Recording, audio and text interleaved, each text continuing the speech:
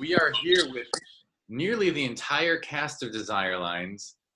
We don't have co-writer and director Patrick here yet, Patrick Connolly, but in random order, test your Zoom skills. Just take turns introducing yourselves. And everyone watching this just saw the film, but you can even say what character you played. Hey, I'm Camille Calvin. I play Honey Zeal. Who wants to go next? Oh, I'll go next. I'm Jamie Ohlsen, and I play Lysaght. I'm Teagan Morin, and I'm forgetting the name of my character. I think it was it Kelly? Kelly. Yeah. That's it. Okay. Sorry. I'm Dwight Huntsman, and I play Keith. Yeah. Good. My name is Willis Stork. I'm assistant director, and I play an awkward meditation center worker, volunteer. Well, thank you all for participating in this Q&A. I think it's a great film. I just watched it actually. I just finished it about half an hour ago, my second time watching it the whole way through. And I think it's such a interesting and fascinating film. I really love the ride it takes us on and the free associations in each person's mind during the meditation was just such a great effect, or not effect, but such a great device that I figured I would ask you as the actors what you thought the first time you read it. Just grab it. Someone grab it. Well, I the first time I read it, I thought, oh, this is so original. I've never seen anything like this. And I think Patrick's really good about doing stuff like that.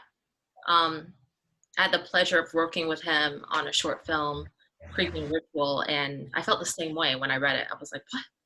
I didn't even quite understand it the first time. I had to kind of go through and read it again to really get some of his puns and some of his jokes and understand the character better. But yeah, once I like got a good handle on the character, I thought he's got something here.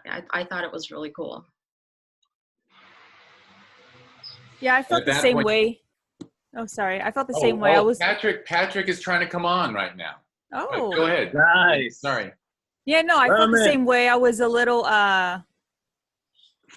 it's very eclectic, I felt like when I read it. But after I went over it with Patrick a couple times and I started getting into his mind, then it started to make sense to me. But the first read was like a little, I had to wrap my head around it, but I loved it, yeah.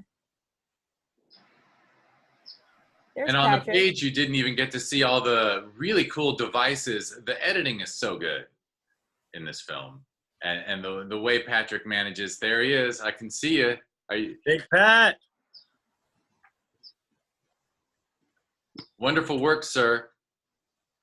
He's getting there. Yeah. And Dwight, I mean, you've worked with him before. You were in the Creeping Ritual. Yes. I think I had a chance to read one of the earlier, maybe not necessarily first draft, but one of the earlier drafts. And then I got to read the final script, obviously. And what I was impressed by was, having a somewhat understanding of how screenplays are written and what it takes first act, second act, third act, and sort of the action-driven part of the scene. The fact that he would cut away in the meditation scene to me was really brilliant, because when you think about what the movie really was, it was a bunch of people sitting in a room, right? And so to run that for 90 minutes, and there is some action towards the end, but really the main part of the action part where people are moving and really being fully dynamic and not in a meditative state all happens with the flashbacks, except for the very end. So I thought that was absolutely key to it. And the fact that it revealed so much about the characters as well, because again, you're in a meditation space, right? It's not like you're sitting around talking, having drinks and food with someone. So for those characters to have a real connection and actually connect with the audience, that was a device that had to work. And when I finally saw the film, the final cut, I was really impressed by how much it really did work and pulled me into each and every character that in a way that I couldn't necessarily get when I was fully reading it, but then actually watching all the scenes develop was really awesome. Yeah, Teagan, your character is actually. Sometimes she feels like the moral center to me, like the social worker who's pretty thoughtful. Thank you. That's the nicest thing anyone said about her. Really, I like her a lot. Yeah, no, I had a lot of fun playing her. I can relate. I felt connected to her in the sense I could totally relate to kind of the I'm over it and everything isn't that great. And also on top of, like, there's a bunch of layers, so it's that, and then I'm here to work and help out with the community and like give back and try to make things better for people who are dealing with trauma.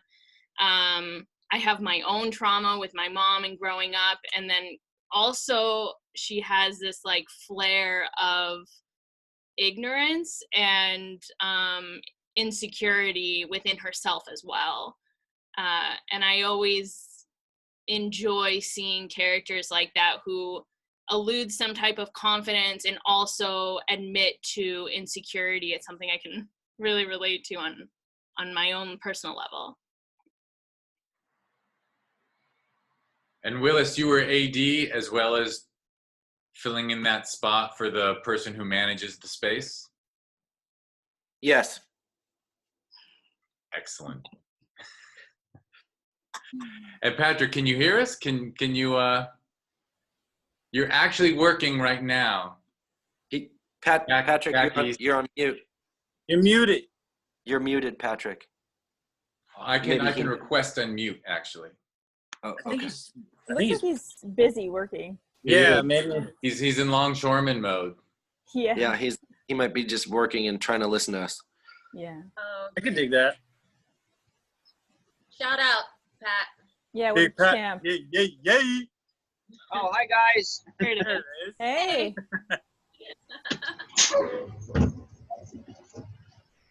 Wow, look at him go.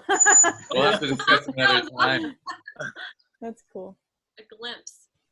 So, of course, what carries us through the whole 90-minute film is Camille's character, and your performance is outstanding. Thank you. Wow. And I actually love the way your character brings out the truth so quickly in situations. So I would throw a rose to Patrick and Nigel, who co-wrote it with him, right, about that. But seeing your character call BS on Nigel's character at the end is really fun. Fun to do. Over and over.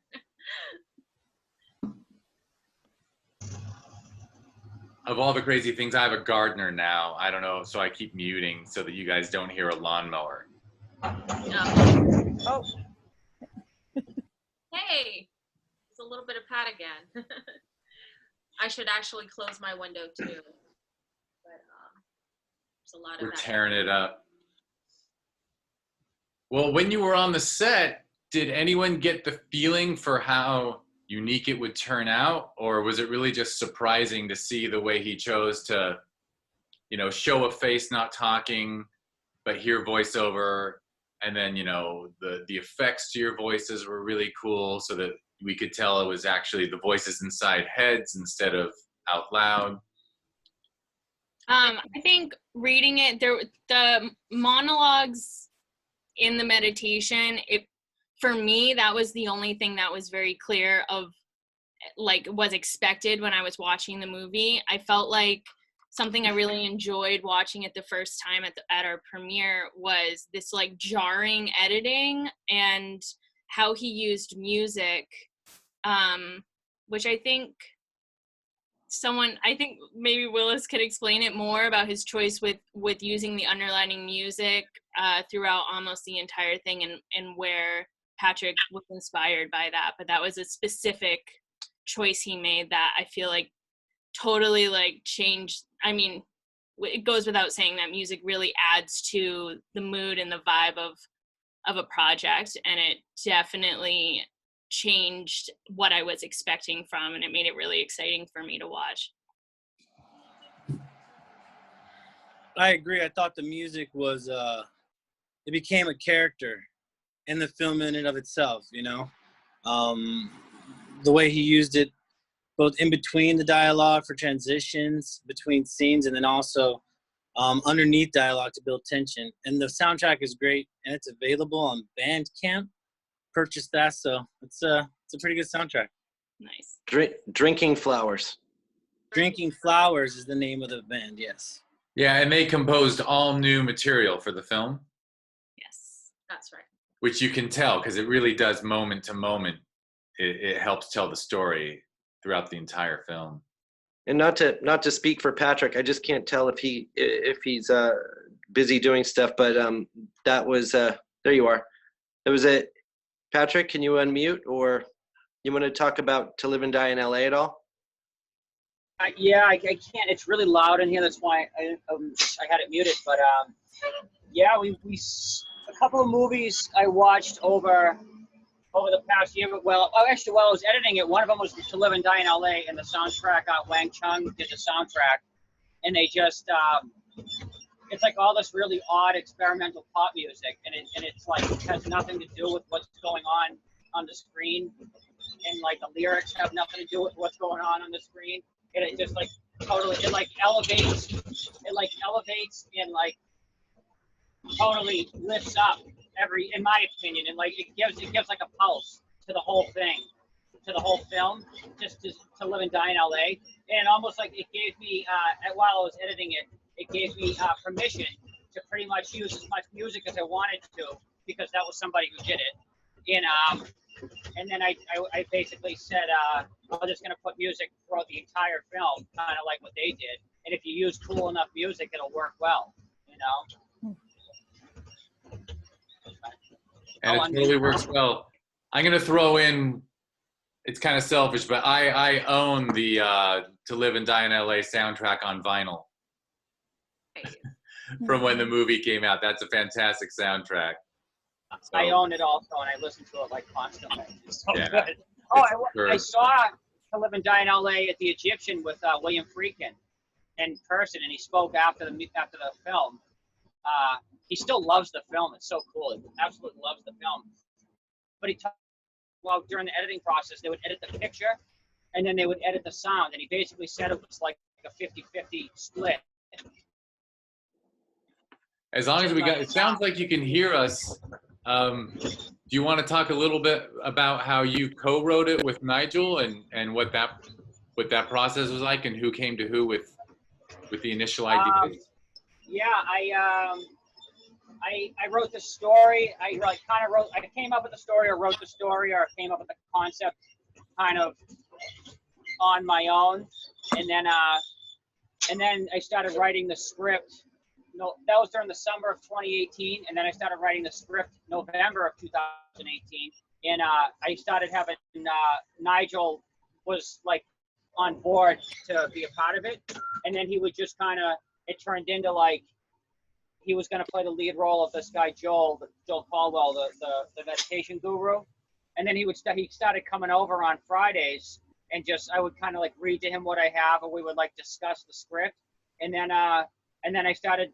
I mean, I'm not like a teacher or anything, but I started not sending him home, but I started like seeing if he wanted to write like scenes for Joel, and he did, and he wrote the lectures and the leading the meditation group and all that stuff, and he wrote like and then I would write like whatever else I would write. He would come over and we would both like I guess you would say workshop it or go through it, and we would discuss like what worked, what didn't. We would get into like the motivations. We would get into backstories, and he basically he and I flushed out the entire story and the characters as time went on, you know. And then he kind of like came up with a lot of ideas for the character of Joel, and started to like go, you know, way deep with them.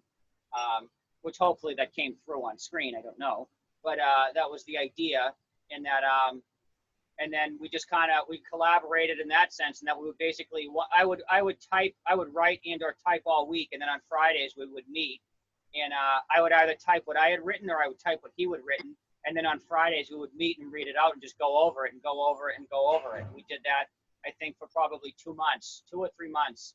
We met up on every Friday and went over each, basically line by line, over and over and over and over again. And if I can jump in, I read I read the screenplay, I believe, before it was finished, and to my astonishment, I was personally blown away by the two of their writings, in that these characters really were fleshed out, and that there was such a solid story, and with the characters of like this really strong woman working with holistic pornography, and then Camille, who in turn brings out, like, you know, kind of like the fighting spirit in Honey, and the way that evolves through the film, you know, to the end, was like, I was like, oh my God. And actually, in everybody's character, you know, like in the minor detail, Dwight's character and the cat Chi-Chi, and like all the things that we set out and did with the shooting, which was 9 days in total, over a month.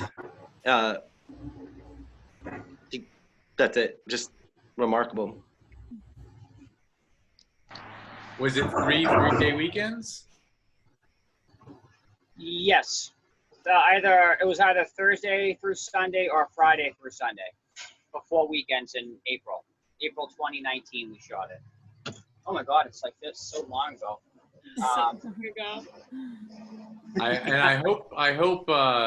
I really appreciate how you brought back Camille and Dwight and Nigel, and I hope Jamie and Teagan and Willis. I hope you keep this up, Patrick, and make more films with this ensemble. And especially, I have to admit that after seeing them on screen together in 2 different films, I think Camille and Nigel should work together all the damn time. Cool. Yeah, that's really nice to say. I have to say that it was such a pleasure to work with everyone again, because it really felt like a family. I guess it usually does when you get so used to working with, you know, a crew. And we had so many rehearsals and then shooting together on Creeping Ritual. Once we got back together again to make this one, I was so excited just to be with everyone again. And it was like, oh, family reuniting. And then we got some additional family members. Yeah, it was just it's a good melody.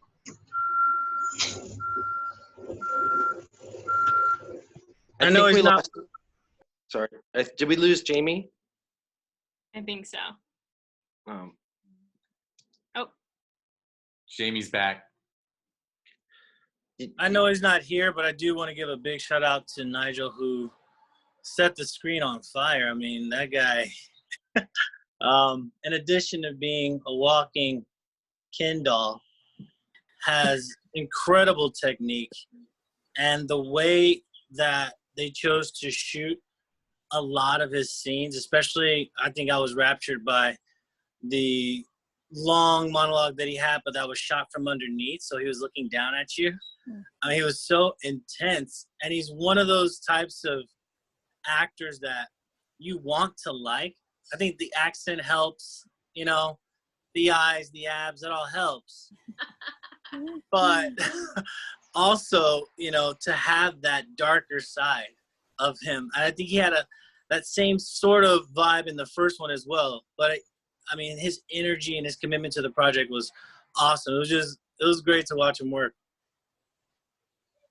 And I do want to just chime in with the sentiment earlier about the the cast and crew feeling like a family, and a lot of those people were involved with Patrick's previous short film, The Creeping Ritual, which I adore. I was a newbie, one of the newbies to the crew, and Jamie too was also one of the new. Maybe you want to comment, Jamie, on the feeling of shooting the film. Yeah, I definitely was a newbie coming in, but just from day one, we all met. Well, not all of us. A lot of the lead cast, met at Patrick's and the other Camille's, his girlfriend's house, and everyone was just so sweet. You know, everyone was very welcoming. Like I met Camille. Well, I met Camille and other people that day, but me and Camille, we just hit it off like that day. I felt like I've known her forever, so that helped a lot.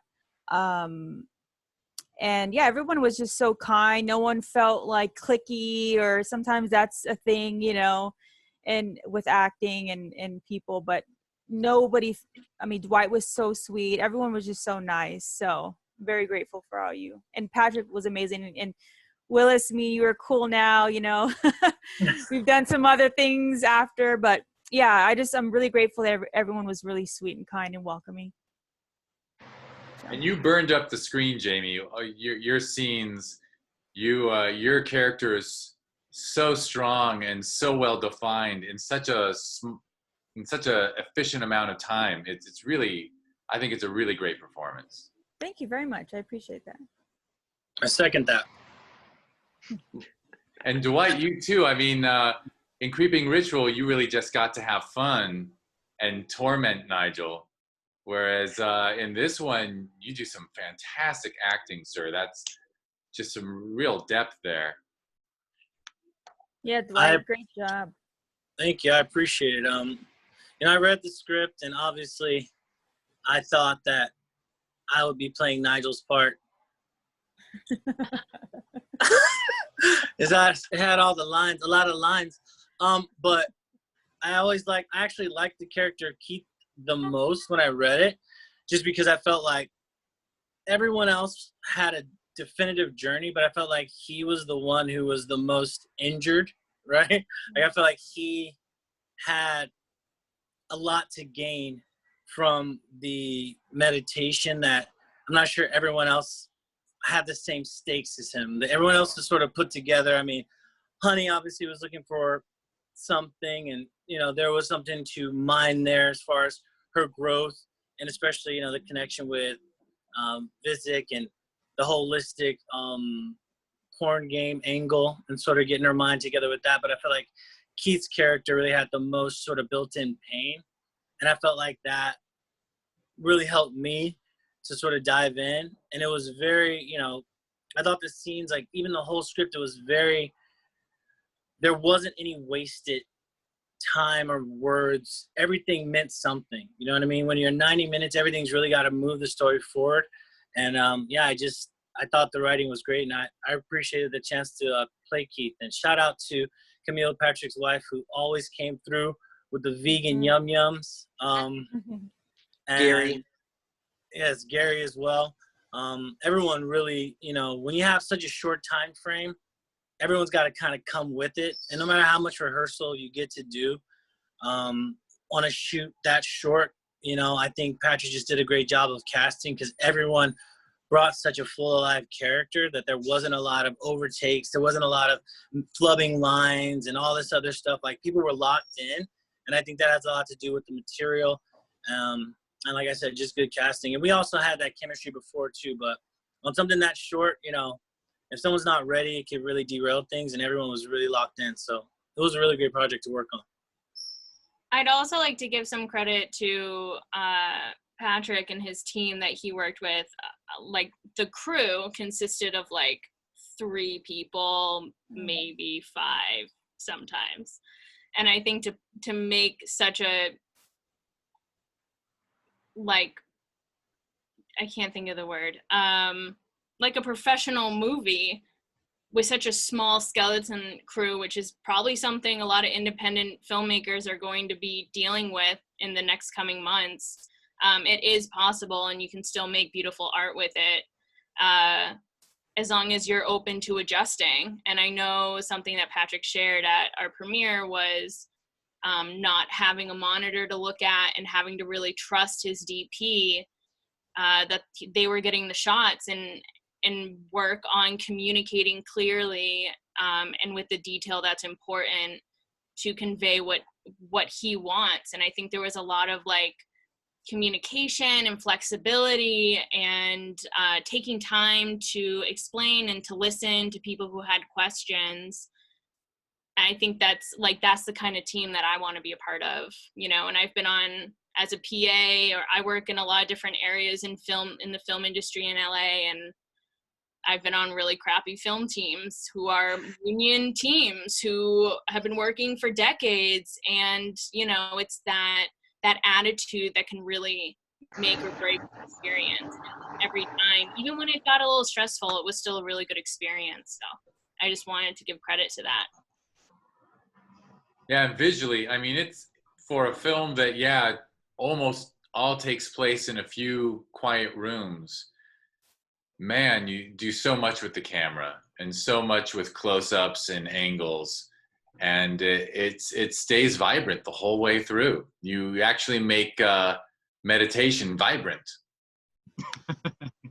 Yeah, there was a really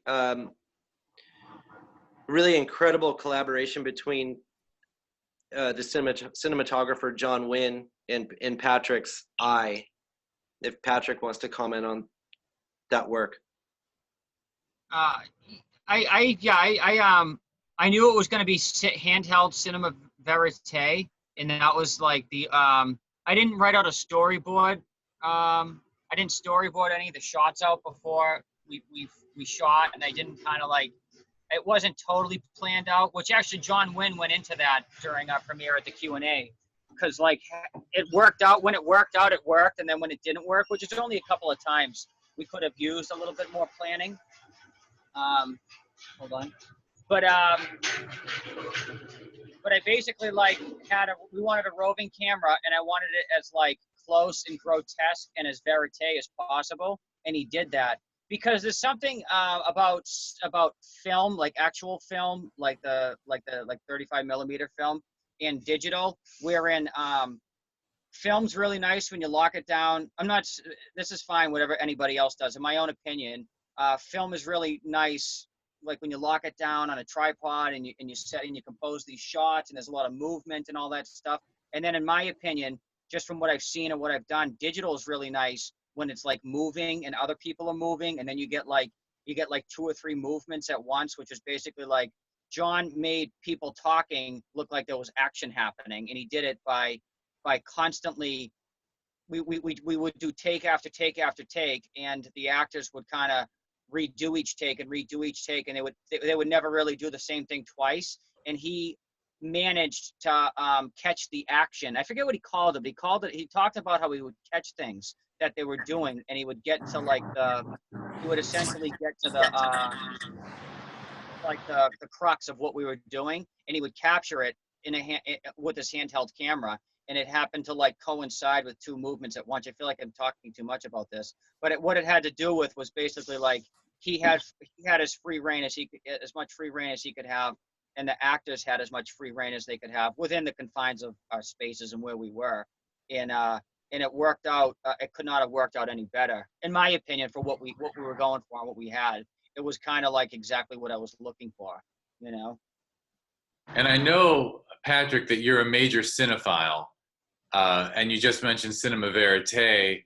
Were there any films that you communicated to your DP that you wanted to use as references? No, because he was more into he's into a lot of classic Hollywood stuff, as am I.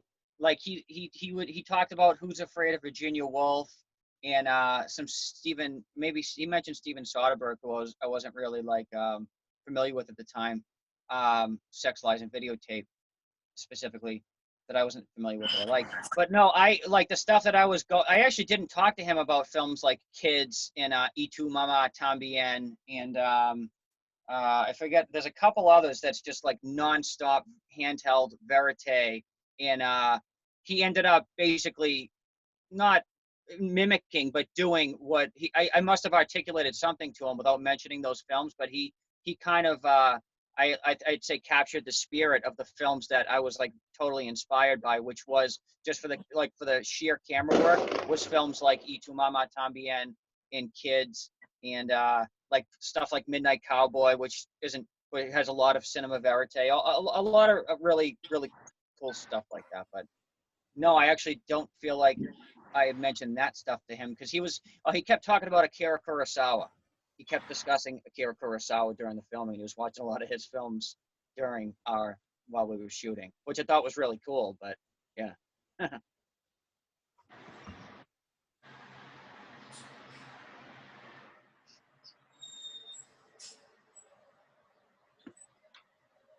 Well, normally what people ask, we've got the number of shoot days. I don't know. We hit it's that 10 minutes after the hour when there's a lull in conversation.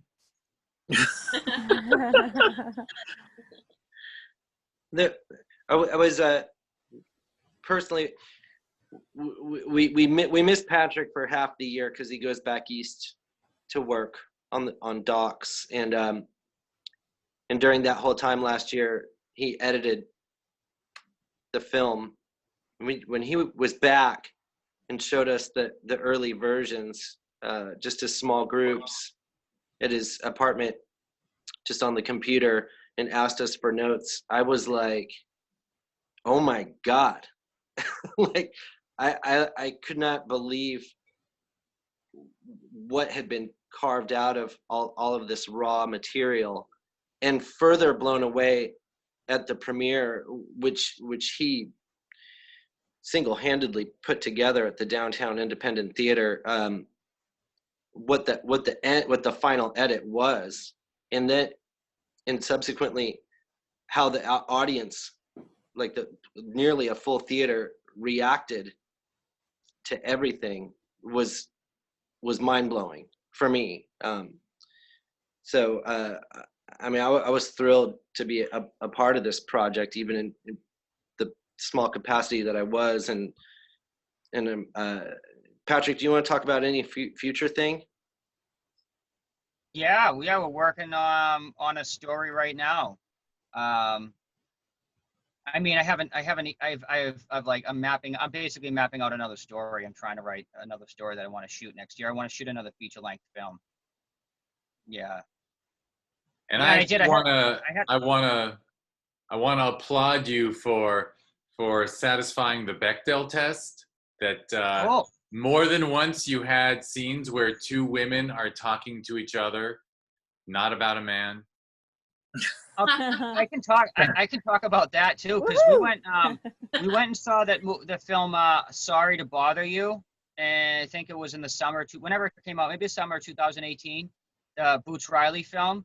And I don't know, I walked out of there, I just thought it was like the most fucking radical film I'd seen in a very long time. This dude was just like a straight, bomb throwing liberal, like total, like not like straight radical, like pro-communist. And I'm not saying right or wrong, good or bad. I'm just saying it was a very, very like far out radical film. And then I started reading about it, and people took offense to how conservative it was in its approach to women. And I was like, I could not believe that someone found something to be offended by it, at it being not radical enough. And that's when I found out about the Bechdel test. And then I started thinking about what that actually meant, and a lot of the female characters in films that I really enjoy, or I really appreciate, or that like I find pretty fascinating and inspiring. A lot of them are there in reference to a dude, or they're basically all, to tell you the truth, a lot of them are all there in reference to men. And it didn't even dawn on me. And then I was like, wow, maybe that could be like a challenge to write an actual film about an actual female character who is, as best I can, who is a female character, and not a female character because there's a dude there, And there happened to be a dude there, and she happened to butt up against him in the end. But I did my best. That was basically something I wanted to like experiment with, and then it turned into a real story. But it's something that I'm very interested in. is like exploring that. I mean, Camille's first scene with Jamie absolutely fits it. Camille's first conversation with Teagan's character absolutely fits it. And I was going to add one more bit of praise, which is, you know, I see a lot of indie films, and the adult film industry is often referenced, or, you know, porn, sex workers are often involved. And you showed a lot of respect in this script. Really? Or Camille's character, Honey, is never treated as an object by the story. Maybe a character or two, and definitely two characters see her as an object, but the story does not. If I could speak on that, when I first talked about Honey Zeal's character to Patrick, I was trying to wrap my brain around what type of woman she was. I did a lot of research about porn stars and the things they went through, and I kind of created this, I guess it was kind of a stereotypical image of what I thought of myself, how I would look as a porn star. And I remember talking to Patrick about it, and he was like, but why? Why does it have to be that? She doesn't have to, she could just be normal like you. And I was like, yeah, I wouldn't have put all this crap in my hair. And yeah, I was just like, okay. All right. Touche, mister. I like this. I like where you're going with this. And then from there on, the entire time, I felt like that was the direction we went with in respect to Honey. You know, she was never this stereotypical girl that you see portrayed in films about porn stars. She's real. And yeah, everything about it just felt real.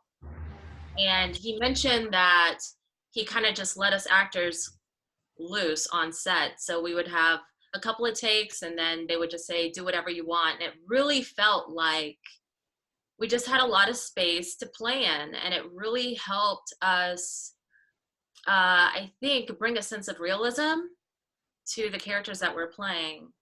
And even though we had so many rehearsals in the past, we weren't caught up in doing things exactly like they were done in the rehearsal, which I really appreciated, and nod to Patrick for that. Yeah, I agree, and I second that. For sure. I will say that a film like this, me and Patrick have talked about it before.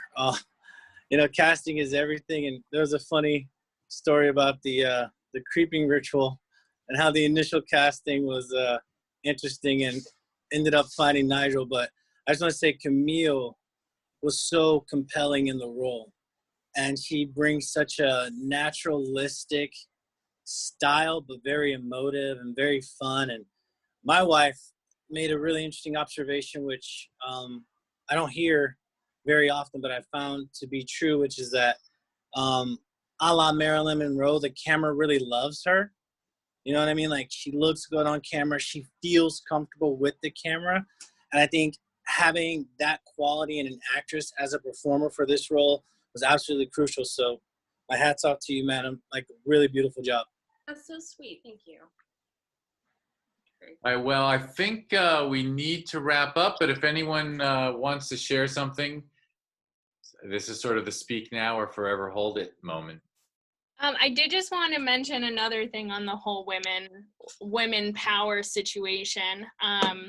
The last part of the movie, I read through the script like once, right? And I didn't know, I like forgot it ended in a way that, like, I'll be real. So many times I was in a situation where I wish I had done what Camille's character did, where she just is like, no, I'm not interested, and actually leaves. I think as a woman who is being much more like looking within myself and the things that I've done in the past that do not respect me, that gave me chills, and it made me feel like it was a moment where I was like, fuck yes, like that it gives me goosebumps just thinking about it, because I feel like we don't get to see that enough, where a woman is in a situation where it's highly sexual and in a way she wants it and she still chooses herself over the situation, even though she's already kind of halfway into it. And I want to see more of that in the world, and it's just my favorite part in the whole movie. I freaking love it. I love it too. I love how the worse, and he keeps getting a little worse as he tries to pressure her. And we can see you be repulsed. Yeah. It's a breath of fresh air. When I read that for the first time, I was like, yes. Absolutely. It was really beautiful. And unfortunately, that's not the ending of a lot of people's stories in a lot of situations. Yeah. Absolutely. All right, anybody else? Or sorry, but of all the crazy things, I have one more Q&A to do this evening. Patrick, you want to take us out? Yeah, Patrick. Yeah, I'm glad I could make it, and it's good to see everybody. And thanks for having us, Jeff, and thanks for watching the movie and for saying all the nice stuff about it. And I feel like anything that's nice that is being said about it is like the performers were really just impressive, and did like a lot of really amongst other things interesting work in the film, and I was kind of fucking blown away by it. And that coupled with the experimentation, they experimented in acting, and he experimented in camera work, and those two put together was like, it made it such a it was like a revelation for me every time I was editing it and every time I was working on it. I couldn't see it while I was working on it specifically because it was just so overwhelming. And then getting back in and editing it and watching what people did and watching what they did over and over and over again, and there was some great substance to what everybody did, and I'm really proud. I'm actually proud. I actually have been like reviewing it in my mind for almost over a year now of how proud I am to have worked on the project and with these people, and definitely look forward. We're gonna plan on doing it again in like 6 months or whatever, or 10 months, whatever it is. So yeah, and thank you so much for having us. I'm glad I could make it on here. Thanks, Jeff. Yeah, thank you. Thank you, sir. It's great to see all of you, and you guys really did made a special independent film for sure. Cool. Thank you. And actually, appreciate one it, last Jeff. compliment to you, Patrick. I mean, you know I'm a big fan of Creeping Ritual. I think it's absolutely kick-ass short. But I mean, from Creeping Ritual to Desire Lines, man, I see a director just flexing muscles at this point, like just flexing those director muscles and really just showing just a lot of confidence and a lot of growth. So. Oh, cool. Thank you. Yeah, everybody is. Yeah, it's a good group of people. Yeah, there's a lot of good work being done. Yeah, thank you so much. It's such a nice thing to say, Jeff. Thank you. All right. Well, thank you, everyone. I am going to I'm gonna have to hit stop at some point, so I guess it'll be. All right. Good night. Good luck Bye, at the guys. Film Festival. Thank you. Thank you.